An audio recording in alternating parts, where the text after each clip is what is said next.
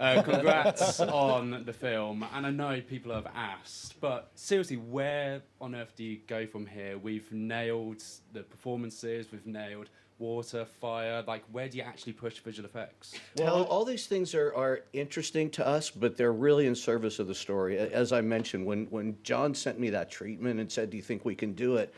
My answer to him was, we have to do it because I want to see this movie.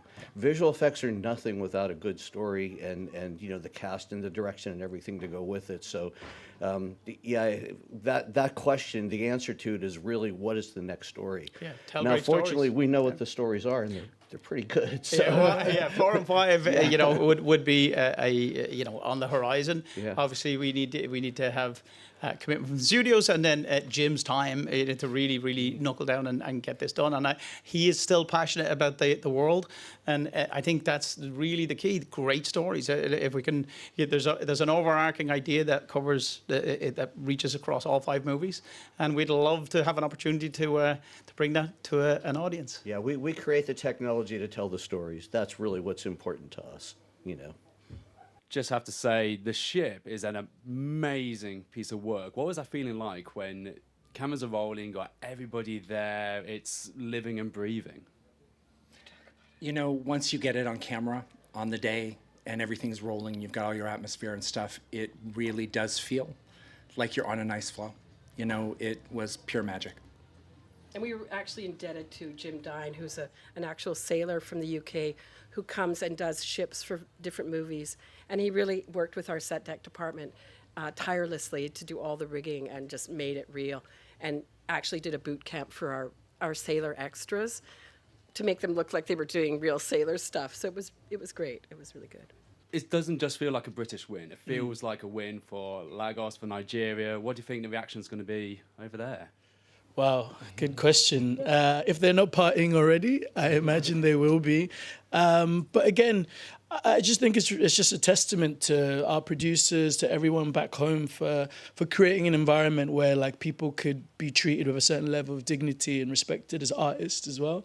I think sometimes in Nigeria or even in the industry here, people are just trying to live hand to mouth, just trying to provide for themselves, just trying to pay their rent. And I think when you find an opportunity where you are given a platform and allowed to just focus on the art, I think it sort of shines through. So I'm just really proud of everyone back home.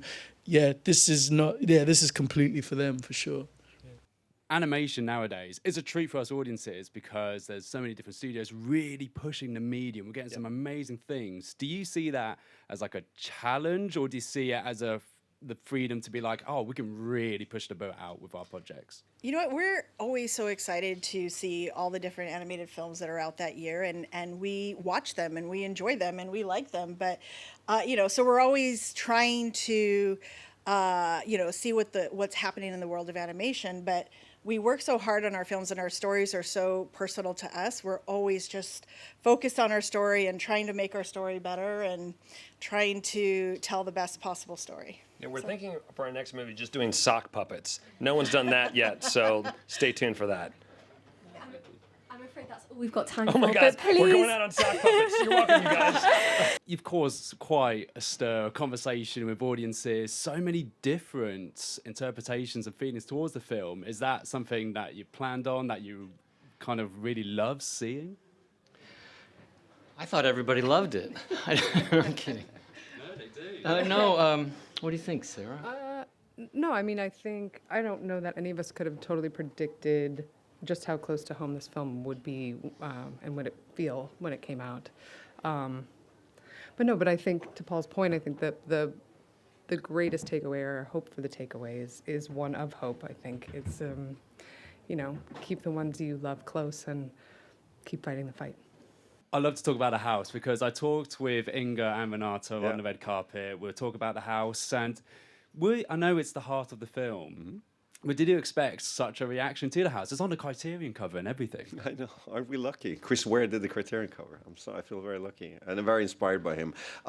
Yeah, so, I mean, we wanted to make a film about intimate things in family, but we also felt the need to talk about a bigger perspective of time, and the house is sort of that witness of the 20th century and of how quick a human life is. And we felt that was fitting for a story about reconciliation. We don't have each other forever, and we better talk to each other while we can. That was kind of the context of the start. So I think the house played a role in that. But it's also fun in cinematic terms, because, you know, like to do spatial treatments, to repeat shots and make it, it's kind of a structure that hopefully the audience experiences more than intellectually think about. They just feel the repetition of these spaces and stuff. So anyway, we had a great time making it.